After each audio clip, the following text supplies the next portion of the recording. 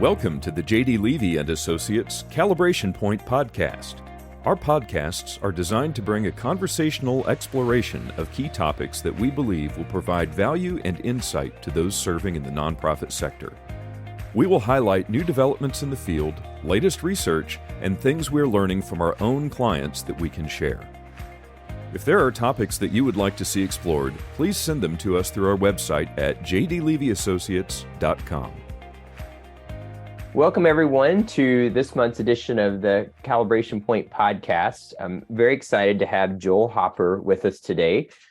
Joel is a retired business leader with a long history as being a corporate executive. And the topic we're going to explore today is just helping to understand the differences and even at a personal experience, the differences between serving on a for-profit board and serving on a nonprofit board. And Joel's had the privilege of being in both of those. So Joel, really just thank you for taking the time to be with us today. I'm really excited to have you just to share on this topic with us. Thank you, Jamie. It's a pleasure to be here. And maybe because I've been around a long time and seen a lot of things, maybe I can share some of those thoughts that would be of some benefit to some folks. Oh, I know you will, without a doubt. So Joel, let's maybe start with just kind of the question I get a lot in the field as when we're talking about board leadership and board development is I'll have someone say, well, is there a difference between serving on a for-profit board and nonprofit board? And I have to say, just in my career, I work with a lot of nonprofit boards. I've never had the privilege of serving on a for-profit board. It's something at some point I'm hoping I get to do so I can actually speak to that firsthand. So, let's just start with that question, Joel. So is there a difference? Tell us about that. How do we identify the differences or the experience difference between serving on a for-profit board or a nonprofit board? While there are more similarities than differences, there are some differences, and from my experience, the differences are pretty significant. And okay. I think one of the most significant differences is governance. It has been my experience that those organizations, either for-profit or not-for-profit or privately owned or publicly traded, if they adhere to governance, and because the ones that I've seen do well and the ones that I've seen not do so well, you can almost reference governance as one of their strong points or their weakness. Interesting. Because as you know well, many not-for-profits don't have governance committees. The successful private or for-profit organizations that I've been associated with had governance committees, and the governance committees are responsible to ensuring that the board members have the proper motivation and the tools necessary to do the jobs, and that also includes to ensure that we carry out the mission of the organization and to make sure there's not any mission drift, if you will. I think governance plays a key role in the success of any organization. Absolutely. So when you say governance, so in the traditional nonprofit setting, and you have a lot of experience on boards and nonprofits, that often is more of a focus on how are we going to recruit, how are we going to on-ramp, and can we orient people and can we keep them on the board? I get the sense when you use the word governance that you're talking about something that's a whole lot more serious than just, and not that that's not serious, but that's a lot bigger than just, do we have a prospect list and how are we getting people onto the board? I get the sense when you use the word governance, it's a much more multifaceted concept to you. Can you unpack that a little bit? It is. Thank you for clarifying that some. Yeah, it's the governance one that I'm familiar with. For example, it's they go beyond the governance committee. It's called the governance and nominating committee, which it falls into what you just described. The governance committee is responsible for identifying, vetting, and recommending to the board for board membership. It's the governance committee who is also responsible to ensure that there are, as the terminology I'm most familiar with is onboarding, before this board member arrives on the board, that they go through a learning process, if you will, And again, that's the responsibility of the governance committee.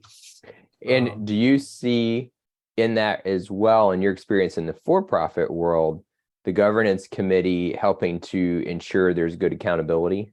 Absolutely. In fact, I think by some IRS laws, not-for-profits are required to have a self-evaluation. Right. The for-profits are not required to do those things, but they do them because it bodes well for identifying weaknesses on the board Mm-hmm. and things that need to be changed. And oftentimes they will identify, they will eat their own, if you will. They will identify the people who are not living up to their responsibilities as a board member and are not accountable for what they've been charged to do. So that is a really important element, especially in the nonprofit world where boards can get pretty laxed, and we're often, we in the nonprofit world, there's often a bit of an insecurity about holding a board member accountable because, like, well, they're a volunteer, they're a donor, and then there's all this hesitancy to ensure that someone who agrees to marry the organization at the most intimate place stays accountable. Contrasting that to the for-profit world, I get the sense in the for-profit world, you come on the board, that is the expectation, is that you're going to be accountable to the mission, accountable to follow through.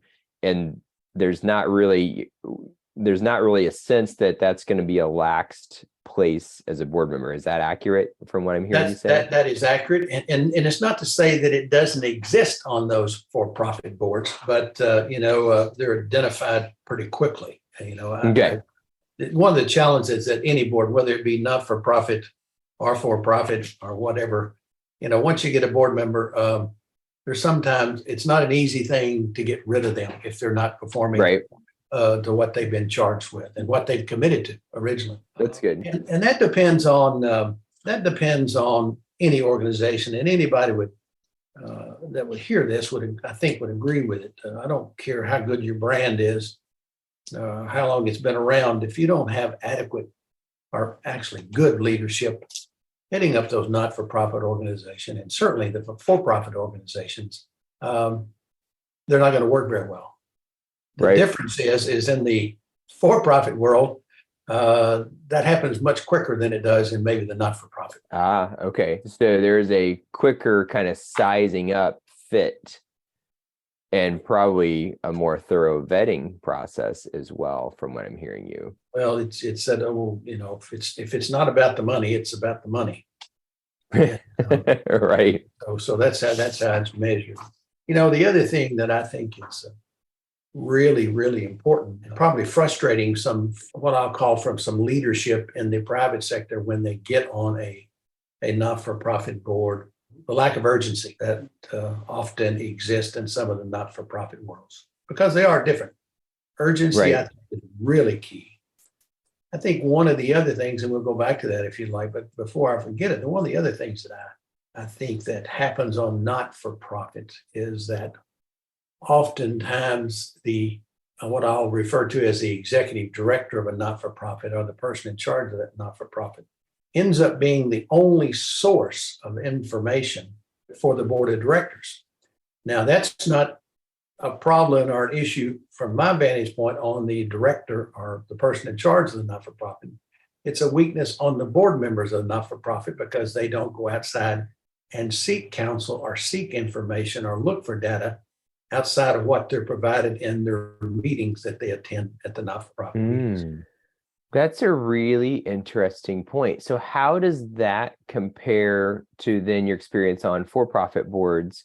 Are you encouraged to be a sense maker and to, almost be a maven and collect other insights and information and bring that into your thinking? Like, contrast that a bit for me, because that's a really interesting point you're making. Well, in the profit world, generally speaking, the reason that individual or potential board member is recruited is because someone has identified some skills, some experience, or expertise that they can bring to that board and improve the outcome of what this company or private held company or publicly traded company is trying to achieve.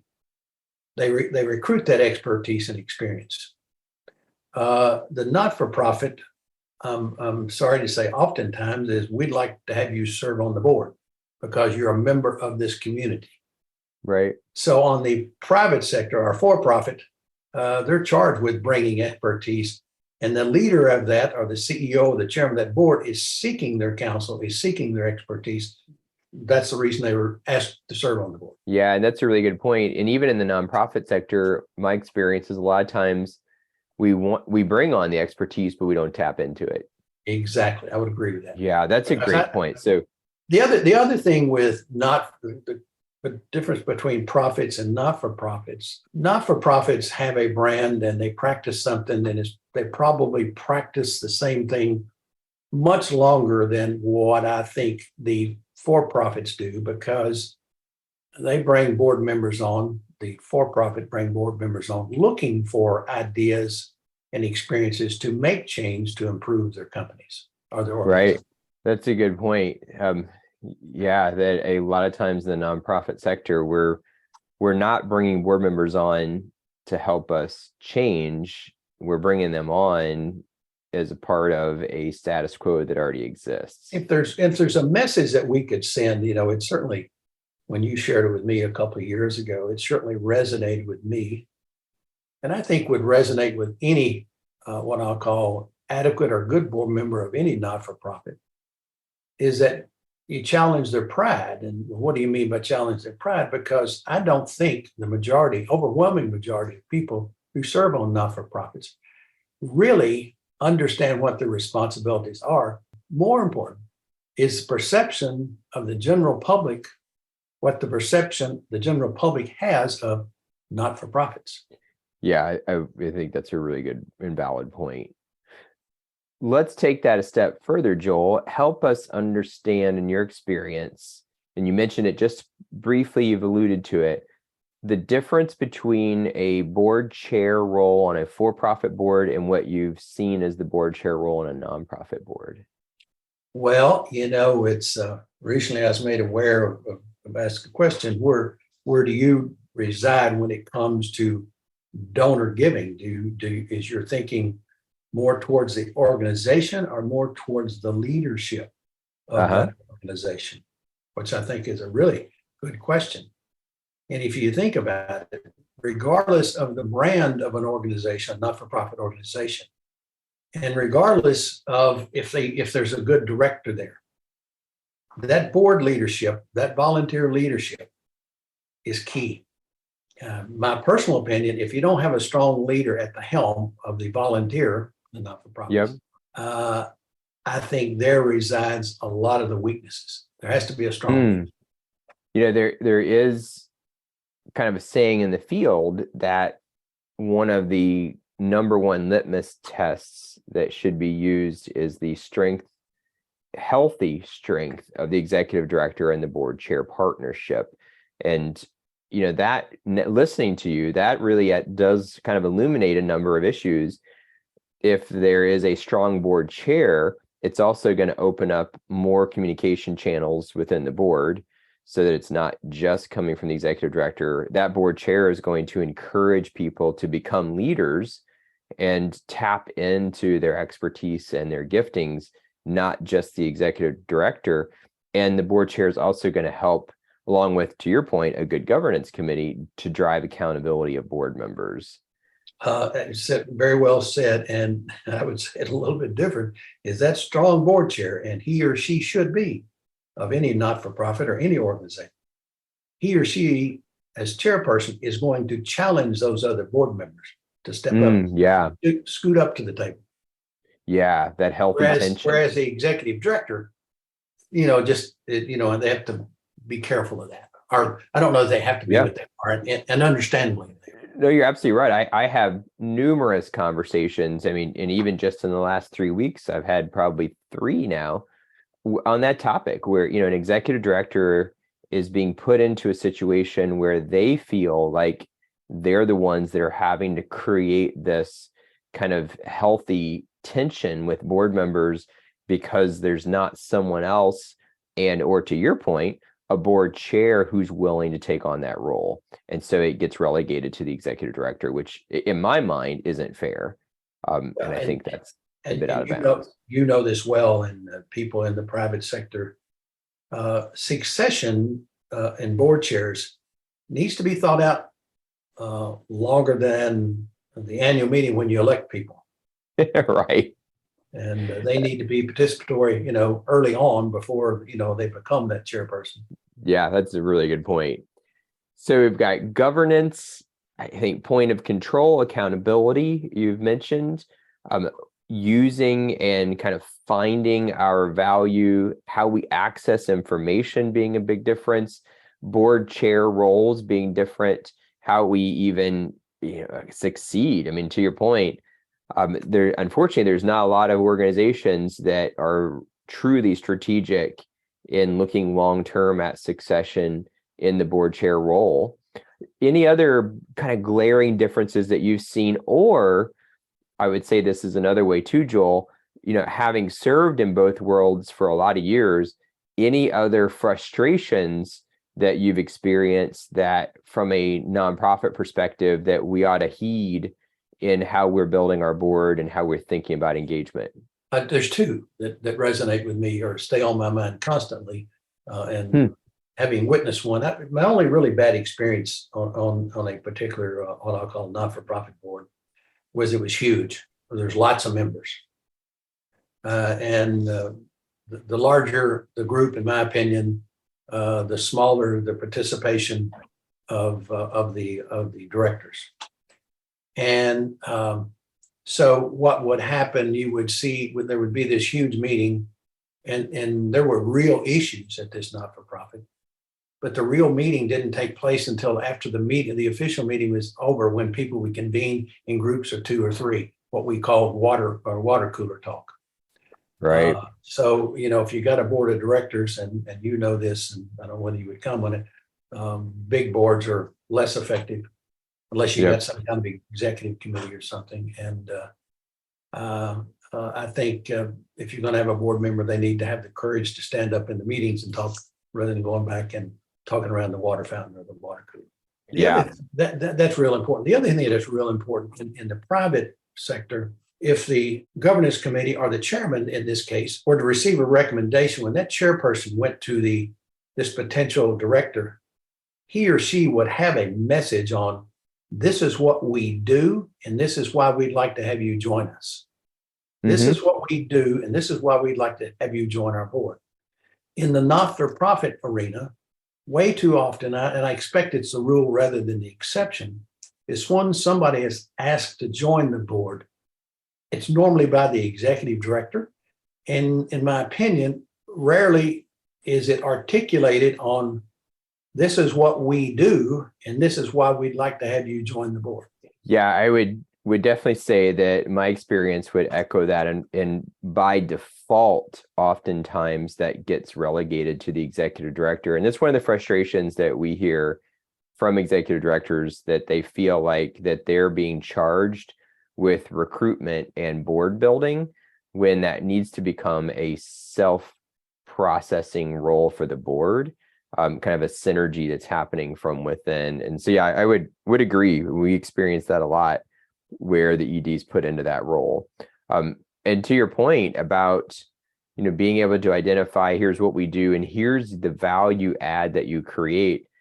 I mean, some organizations that, do that, but a lot don't. I mean, a lot of times board recruitment it starts with, as a really important thing, we would hope, do you have passion for the cause? Here's what we do. And then here's the value you can create. But a lot of times, unfortunately, we don't even get to the passion for the cause. It's, oh, this person can serve. I know them, so let's bring them on the board. And to your point, the more that happens, we end up with this dysfunctional kind of power structure where, as you mentioned earlier, and I totally agree with you, that we end up with, as your point, these water cooler conversations.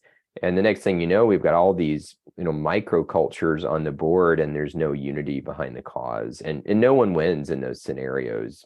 No, no. In fact, it's a prescription for failure. Ooh, I like that. Yeah, a prescription for failure. That is a really, really good point, Joel. And I think if we could, in the nonprofit world, take some of these key concepts. I mean, I look at just the kind of the map that you've laid out of these, 7 or 8 critical elements that you've experienced. If we just hit on those, we're definitely on a path to building a stronger nonprofit board. Yeah, we're all guilty of this, every one of us. Well, we can't find any board members. We can't find any board members. We can't find any board members. When we get board members, they don't show up to the meeting. Okay. And yes, absolutely. Everybody's busier today. I don't know why. I don't know why we are, but we all are. Mm-hmm. I use myself. I've been retired for 4 years and I feel like I'm busier than I've ever been in my life. I don't know why.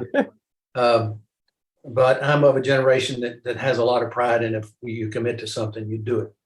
But where I was going with this, when we can't find people, there's lots of people out there who have a passion. They may not have exactly the experience you're looking for, or they might not have the notoriety, and they might not have the charisma that you're looking for. But there's people out there with passion, and I'll fall back onto that old cliche: a few people can change a lot of things. Yeah, I think that's a really good point. And Joe, I'll say one. That's right. We got to find them and show them, your point about not just telling them what we do, but here's the value that you bring to being a part of our body of leadership. People want to know that. And, it helps us to know that, okay, you've actually thought about why I ought to be on your board, not just coming and trying to recruit me. It's a really good point. You know what, having heard myself talk there, something just resonated with me. And there's been a fair number of conversations about this. It's probably harder to find board members because we have so many nonprofits. Right. Maybe some collaboration and consolidation can help. Yeah, I think we always have to be open to really making sure that we're looking at not just the most efficient, but also the most effective model, how we serve the communities that we're in and what organizations should partner, how they come together. I mean, yeah, I think it's a really hot topic in the field right now. The town that I'm in, we have a leadership class, and part of every year it's a 12-month period, and there's at the end of every class there's a practicum or a project that they take on, and we don't tell them what to do. We put some categories out there and let them pick the project, a community project. Mm-hmm. But the one thing that we do tell them or inform them of, there's 100% chance that whatever you're getting ready to do as a project for our community, somebody has already worked on or is currently working on. So don't think you always have to reinvent the wheel. Yeah. That's a really good point. Well, Joel, I'm so thankful for your time today. I think if I put it in a couple buckets for me, just listening to you, the words meaning, accountability, value, and execution. I mean, all of those things come to mind, and as differences in how we often think about boards. And I think just in my personal endeavors, like I need to keep that as a driver in my volunteer service, no matter what I'm doing, whether it's, helping somewhere for a couple hours or serving on a board somewhere. So Joel, thank you. Really appreciate your time. This was excellent. And I know it's going to have a great impact to the people who listen to it. Always good being with you, Jamie. Thank you. Thanks for listening to the J.D. Levy & Associates Calibration Point podcast. If you have comments or ideas for future episodes, please reach out using the contact page on our website, jdlevyassociates.com.